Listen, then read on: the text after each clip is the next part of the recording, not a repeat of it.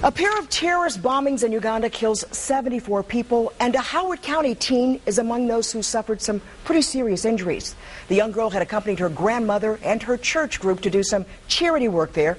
ABC 2 News' Jeff Hager joins us now with more on their story. Jeff? Well, Kelly, 16-year-old Emily Kerstetter and her grandmother were supposed to return from Uganda last week, but they were having so much fun helping an adopted church there, they elected to stay, putting themselves in harm's way.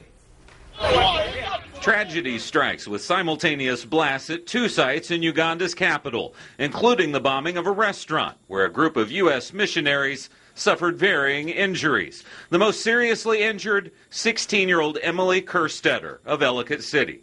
We're getting very mixed stories right now. I'm not sure about Emily. They're getting ready to medevac her to Johannesburg, where they'll do further testing, and then we'll get a better prognosis as far as that goes. She obviously had some injury from the blast, and grandmother, broken arm, which they have taken care of so she can travel with Emily to Johannesburg.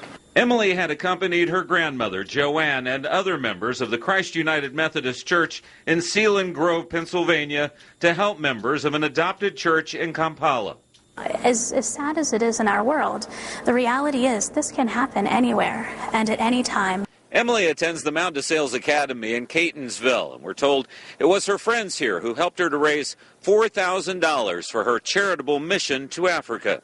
Friends say the teen and her grandmother called home last week, asking to extend their stay until this week, saying they were having a wonderful time.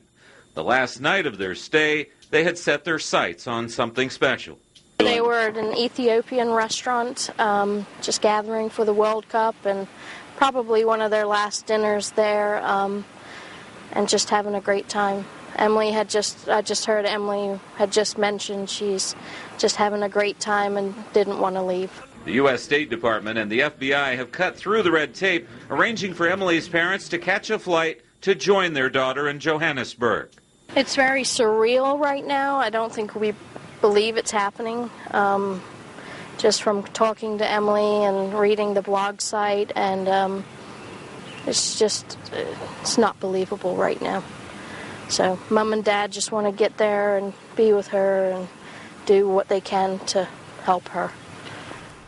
Mount DeSales Academy is planning a prayer service for Emily and the other victims. It will be held at 1 o'clock Wednesday afternoon at the Catholic School in Catonsville. Jeff Hager, ABC 2 News.